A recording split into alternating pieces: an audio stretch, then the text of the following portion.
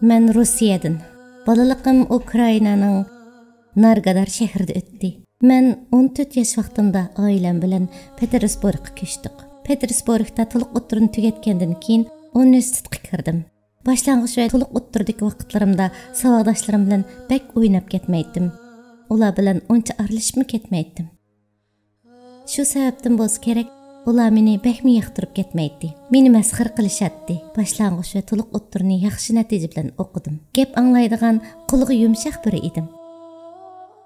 Ata-onam tirishqanligimdan to'liq mamnun edi. 7 yoshimda ata-onam meni musiqa kursiga berdi. Bu yerda pianino chalishni o'rgandim. Hamda buyuk arzu-armonlar bilan xilma-xil musobaqalarga qatnashdim. Ata-onam Petersburgda tanishgan bo'lib, o chaqlarda bu shahar Leningrad deb atiladi ekan-tok. Dadam Ukrainada cho'ng bo'lgan ekan. Petersburgga texnik universitetda o'qish uchun kelgan ekan. Anam Qozog'istonda cho'ng bo'lgan bo'lib, dadam bilan bir maktabda o'qiydi ekan-tok. Maktab bitirib, yadro fizika diplomini olgandan keyin Sovet ittifoqi ularni Nargadarda yangi qurilgan yadro stansiyasiga avatibdi. Ata-onam oliy ma'lumotli, o'qimishli kishilar bo'lg'ashqa, meni shu vaqtdagi eng yaxshi sharoit bilan cho'ng qildi. Meni to'liq yaxshi ko'radi. O'qishim va ta'lim-tarbiyam uchun barlig'ini beg'ishladi. Ularning menga qilganlari uchun menga minnatdorman. Ularni to'liq yaxshi ko'raman. Ularga bekmi hurmatim bor. Petersburgda ata-onamning tavsiyasi bilan buxgalterlik kasbida o'qidim. Ma'murlik imtihoniga tayyorlik qilishim uchun ata-onam shaxsiy o'qituvchilarni taklif qildi. Maktab bitkichi bo'lgan jarayonda a'lo natija bilan o'qidim. Universitetning 5-yilligidan boshlab bir qahvaxonada buxgalter bo'lib ishlashga boshladim. Bir tarafdan o'qib, bir tarafdan ishlaydim. Darsdan sirtqi faoliyatlarda aktiv biri bo'lmasammi, o'zimga xos ko'z qarashlarim bor edi. Gerçi do'stlarim xeyli ko'p bo'lsa-mu, ammo Leobay bilan beklam yaqin o'tdik.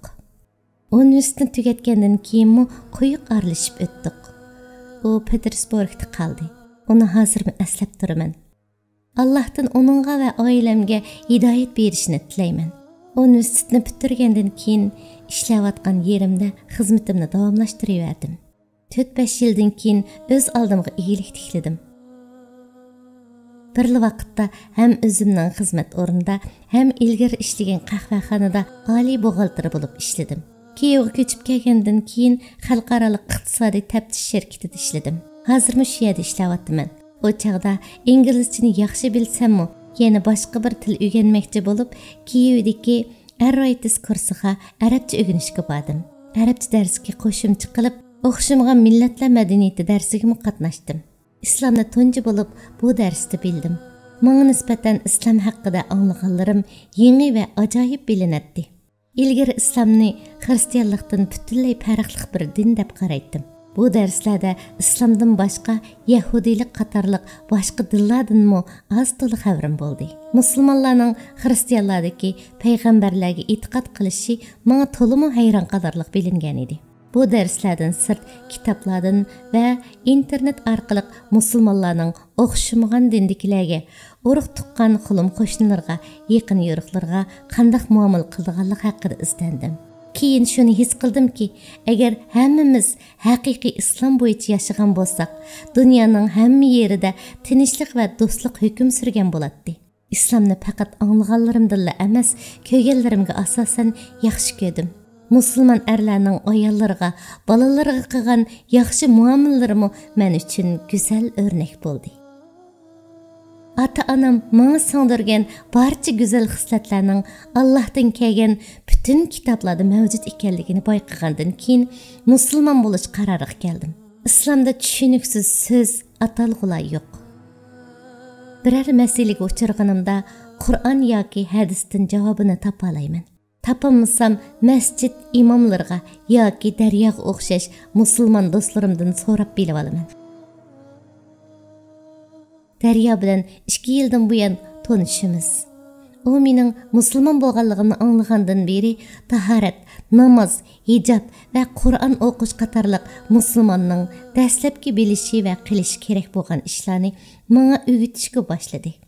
Hammadan muhimi uning vositasi bilan namozni boshlab oldim. Alhamdulillah.